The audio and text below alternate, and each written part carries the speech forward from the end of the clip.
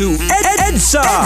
Kantahang pang-EDSA, sayawang pang-EDSA, EDSA, tulugang pang-EDSA, EDSA. Kung nandiyan ka, tutok na. Kasama mong natatrap. Diego Bandido. Go Diego! Go Diego! Go Diego! EDSA. EDSA.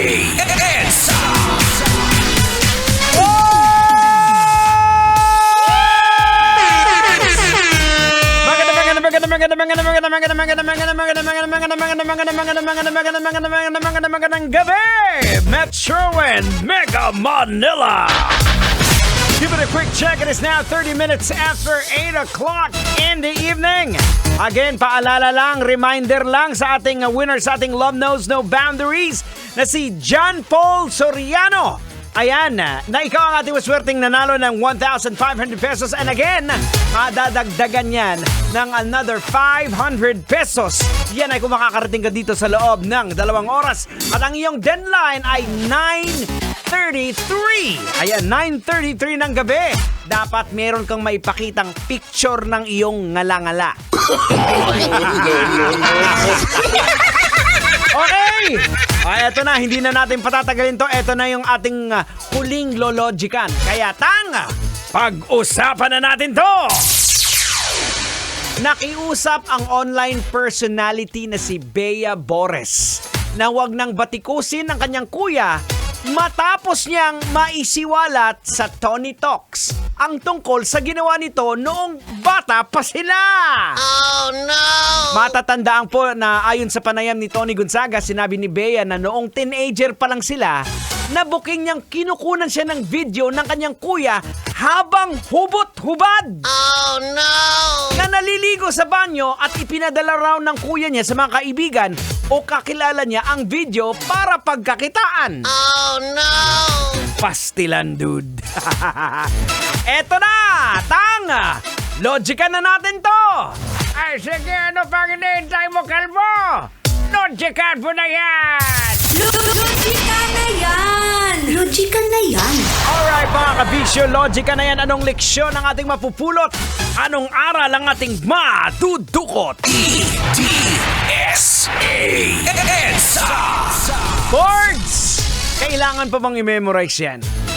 Basic na pagkakamali to ng isang social media influencer. Ang minsan na hindi nag-iisip bago gumawa ng isang bagay. For the sake lang kuminsan na para mapag-usapan, hindi nila naiisip na ang magiging epekto nito sa ginawa nila. At pag nagkaroon naman ng backlash, saka ito makikiusap sa mga netizens sa kanila na yung nagawa nilang mali. Diba? Parang naging basic na. Lalo na po pag isyong pamilya tapos isinapubliko mo. Yan nga ang kasabihan na pag binuksan mo na ika nga ang Pandora's box, you cannot undo things. Ika nga, the damage has been done. Diba? Parang nangyari sa kakilala mo, diba? Nag-away sila ng asawa niya. Isinapubliko. Pinost sa Facebook. Pinagpiestahan ng mga marites. Ngayon, okay na sila mag-asawa. Pero tuloy pa rin ang issue. Lalo na yung kanya-kanyang pamilya kasi nagkampihan na eh.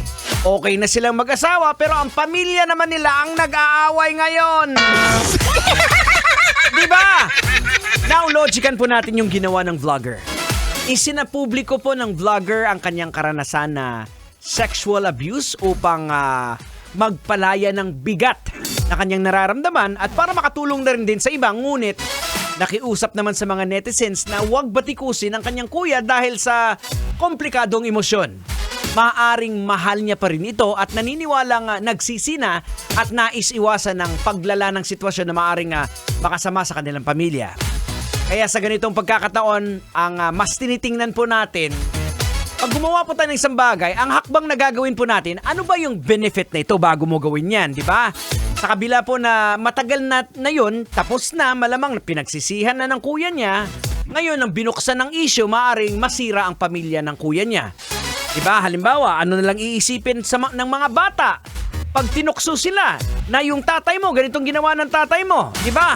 Parang ikaw dati, Boards, di ba? tinira mo yung biyenan mo sa Sokmed. Diba? O ano nangyari ngayon? Galit pa rin sa'yo.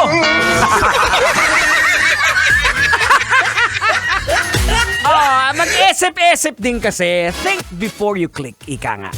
Well guys, maraming salamat. Gotta say goodbye. Ang tabayanan, susunod na po. The Basa Princess. The one and only. Rocky's Secret Files. Susunod na. Dito sa 90.7 Love Radio. Bukas magkarinigan po tayo sa ating Love Radio Top 10 Countdown. Muli, ako po si Diego Bandido na laging nagsasabi at nagpapaalala po sa inyo. On whatever you do it all for the glory of God. Kailangan pa bang i-memorize yan? Basic!